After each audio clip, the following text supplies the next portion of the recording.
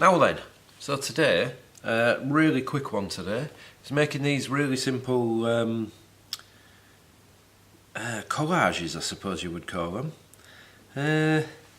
So this is the first one.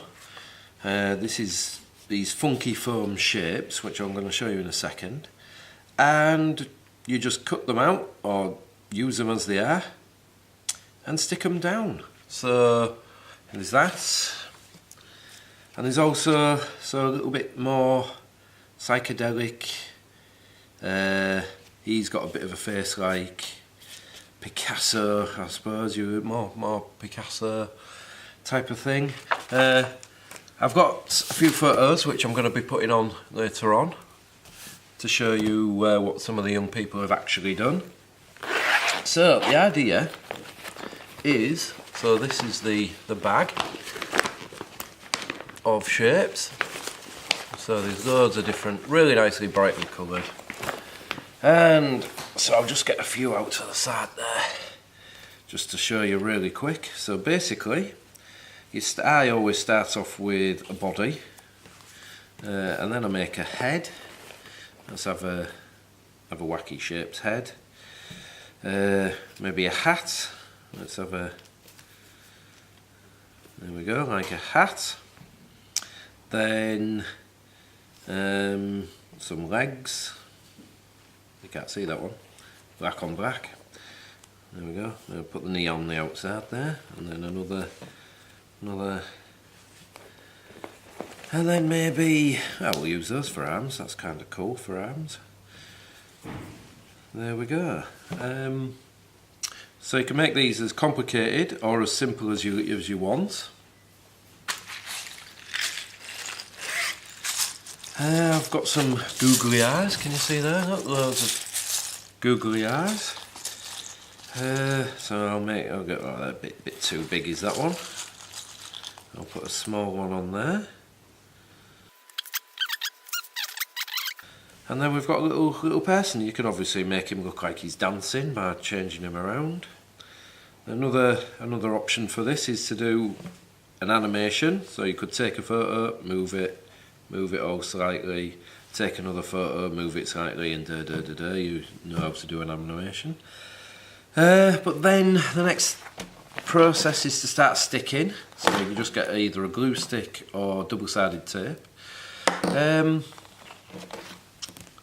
This stuff as well, it cuts quite easily. I'm going to keep that one, I like that one.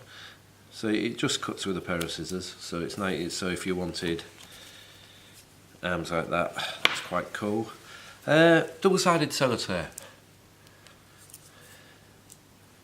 Where are we? I'm going to show you a double-sided sellotape trick. Okay, so you cut your piece of sellotape. If you stick that down straight away, I'll do it on the side of the glue, because if you stick that down, then you spend ages trying to pick off, and it's a lot easier because it's on the glue stick, because it's a really hard surface. When it's on paper, it's a lot more difficult. And then you try and pull that off, and there it goes, look. But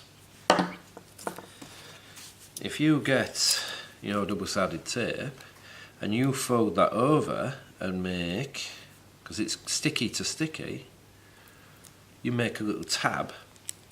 Then when you stick that down, it's loads easier to take off because you've got a tab to take it off with.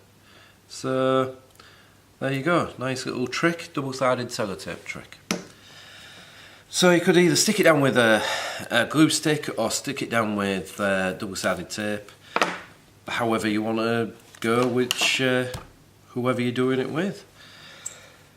And that's it. So very, very simple. These funky foams are absolutely brilliant for as a drawing aid. These funky foam shapes are really good as a drawing aid, and by that I mean it reduces everything down to simple shapes. So if you make this little dog character, which you can't see because I've pushed it up too far. Here we go. So if you make this little dog character and you want to draw a dog, all you have to do is look at these shapes and roughly sketch out. And then his ear goes up. I think we can, if we can see that, I might have to build up the contrast a little bit just so you can see what I'm drawing.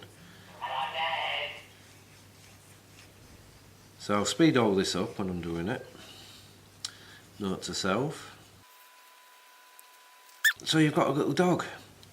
So basically, if you ask somebody to just draw a dog, they would kind of just be lost thinking, oh, how do I draw a dog? He's got 4 legs, and he's got a body, and he's got a tail, and he's got a little neck, and then a head, and maybe a snout, and an ear. But if you've already, I find it's a lot easier to actually make a little dog first out of basic shapes. Then you can sketch it out like this, and then you can start refining it. So dog's ear would be more sort of pointy, maybe, with another ear in the background.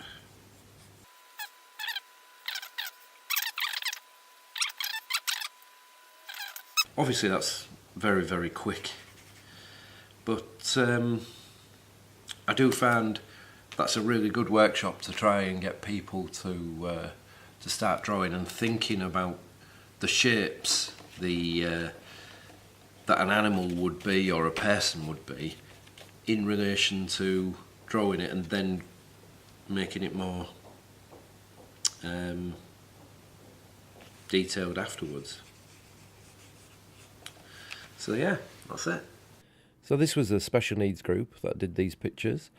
One of the things you know how that a group's really enjoying it is by the fact that you kind of can't get rid of them at the end, and they want to just keep going and going and going. And this is always one of those workshops that are like that. It's not just the young people that like it, the adults do as well.